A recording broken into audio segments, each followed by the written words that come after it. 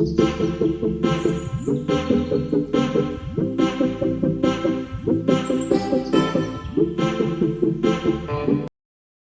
বন্ধুরা, welcome to my channel.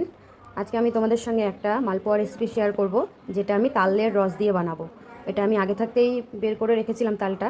তো আমি কী কী উপকরণ নিয়েছি তোমাদের একটু দেখিয়ে দিই। প্রথমে নিয়েছি 2 কাপ ময়দা, আর নিয়েছি হাফ কাপ মতন সুজি, 1 কাপ চিনি, আর 1/4 কাপ নিয়েছি চালের গুঁড়ো, একটু সামান্য নুন লাগবে, একটু মৌরি নিয়েছি, আর একটুখানি আমি বেকিং পাউডার নিয়েছি, আর একটু দুধ নিয়েছি। এটা দিয়ে আমি মাখবো। আর এখানে আমার তালের এই যে তালের পিউরিটা রয়েছে, আর কিছুটা কিশমিশটা আমি হচ্ছে গিয়ে দিলে এর মধ্যে খুব ভালো লাগে।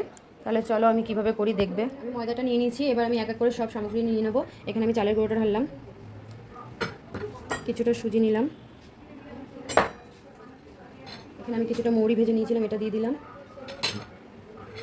সামান্য একটু বেকিং সোডা না বেকিং পাউডার, আর পরিমাণ মতো নুন দেবে। মিষ্টি জিনিসে বেশি নুন ভালো লাগে না, কিন্তু একটু স্বাদের জন্য দিতে হয়, তাই দেওয়া।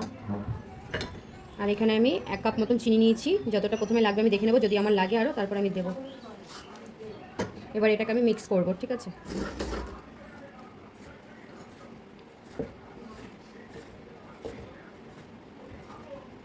ভালো করে শুকনো উপকরণগুলো আগে মিশিয়ে নিচ্ছি, তারপরে দুধ আর তালের রসটা আমি এর মধ্যে ঢালবো।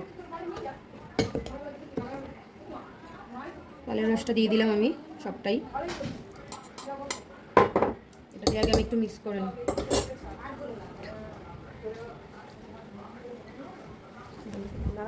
এই যে বন্ধুরা, আমার তাল দিয়ে মিক্স করা হয়ে গেছে, কিন্তু এত ঘনটা দিয়ে তো আর মালপোয়া করা যাবে না, তাই আমি কিছুটা দুধ আগে থাকতে জাল দিয়ে রেখেছিলাম। এবার দুধটা মেশাবো। প্রথমে অল্প দেবো, লাগলে আবার দেবো। বন্ধুরা, আমার এখানে ব্যাটারটা রেডি হয়ে গেছে, কিন্তু আমার এতটা ঘন মনে হচ্ছে। এবার আমি একটু দুধ মেশাবো, এতটা ঘন লাগবে না, আর একটু পাতলা করতে হবে। আর এখানে আমি কিছুটা কিশমিশ নিয়েছিলাম, সেই কিশমিশটা দিয়ে দিচ্ছি। এটা মিক্স করে আমি 10 মিনিট মতন রেস্টে রাখবো, তারপর আমি তোমাদের মালপোয়াটা করে দেখাবো।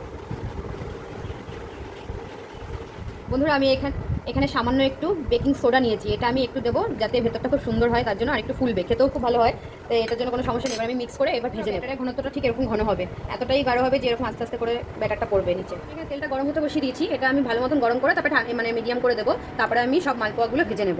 বন্ধুরা, তেলটা আমার গরম হয়ে গেছে, এবার আমি প্রথম মালপোয়াটা দিয়ে দেখি কীরকম হচ্ছে। তারপরে